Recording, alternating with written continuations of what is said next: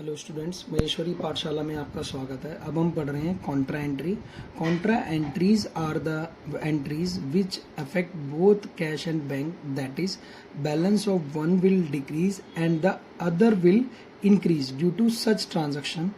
Such transaction are recorded in the both side of the cash book, once in the cash column and once in the bank column. Let us take an example to understand it better. देखें, contra entry वो entry है जो एक बार में cash और bank दोनों के account को इफेक्ट करेगी.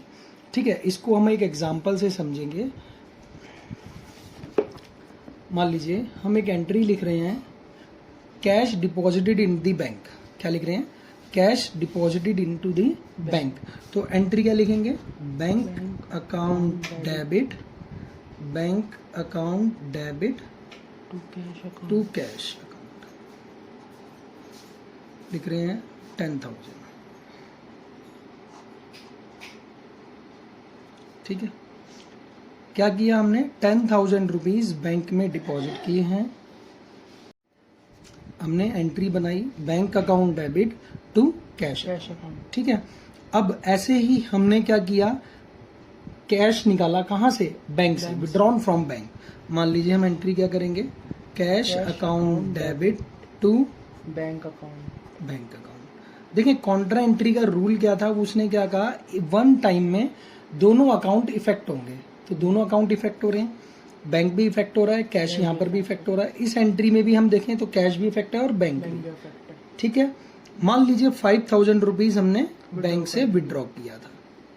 अब इनको पास करना बहुत ही टेक्निकल काम है. ठीक है, बहुत ध्यान से. मान लीजिए मैं यहाँ डेट डाल रहा हूं, मैं डेट डाल रहा हूं यहाँ पे 4 अप्रैल 2021. ठीक है, और यहां डाल रहा हूं 6 अप्रैल.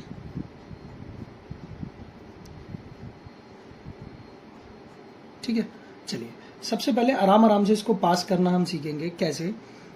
बैंक अकाउंट देखिए कहां पर है. बैंक अकाउंट कहां है बेटा? डेबिट में. बैंक अकाउंट डेबिट में.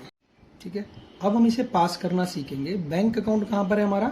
डेबिट साइड में. तो बैंक अकाउंट के डेबिट में अपोजिट वाला नाम, सेम वही फॉर्मूला. क्या लिखेंगे यहाँ पे? To cash account. देखिए बेटा, यहाँ पर क्या आ गया? To cash account. अब डेट डाल लो आप साथ में. क्या लिखेंगे यहाँ पे? 4 अप्रैल. डेट डाल दी. अब देखिए, cash account, to cash account लिख दिया. हमने क्या बोला था? बैंक अकाउंट डेबिट करना है 10,000 से. तो अमाउंट किस कॉलम में जाएगा? बैंक में. कहाँ जाएगा बेटा? बैंक में 10,000. अब देखिए, कैश अकाउंट कहाँ पर है? क्रेडिट में. तो क्रेडिट में आ जाएंगे तो क्या लिखेंगे? By bank account. Bank account. कितना? 10,000. कहाँ आएगा? Cash account. कैश में, कैश के कॉलम में. ठीक है, डेट डाल देंगे 4 अप्रैल 2021. और देखो इसके साथ में क्या लिखेंगे? सी स्टैंड फॉर कॉन्ट्रा. यानी ये एंट्री 2 बार हुई है. बात समझ पा रहे हैं? ठीक है, अब देखो उसने, हम देखेंगे सेटिस्फाइड हो रहा है. उसने बोला था कि बैंक अकाउंट को डेबिट करना है, तो बैंक कॉलम डेबिट हो गया. उसने बोला कैश अकाउंट को क्रेडिट करना है, तो कैश अकाउंट क्रेडिट हो गया. समझ पा रही है बात? अब देखो अगली नेक्स्ट एंट्री में चलते हैं 6 अप्रैल को. तो देखें 6 अप्रैल की एंट्री है. देखें कैश अकाउंट कहां पर है? डेबिट में. तो कैश अकाउंट के डेबिट में अपोजिट वाला नाम क्या लिखेंगे? To bank account. और देखो कैश अकाउंट को डेबिट करना है, कैश अकाउंट को डेबिट करना है 5,000. फिर लिखेंगे 6 अप्रैल की एंट्री, बाय कैश अकाउंट. और अमाउंट कहाँ लिखेंगे? बैंक में 5,000. बैंक में. और क्या लिख देंगे? C stands for contra. देखिए बेटा, आपने सिर्फ ये ध्यान रखना है कि कॉन्ट्रा एंट्री वो एंट्री है जिसमें एक साथ कैश और बैंक के कॉलम इफेक्ट होते हैं. क्लियर है?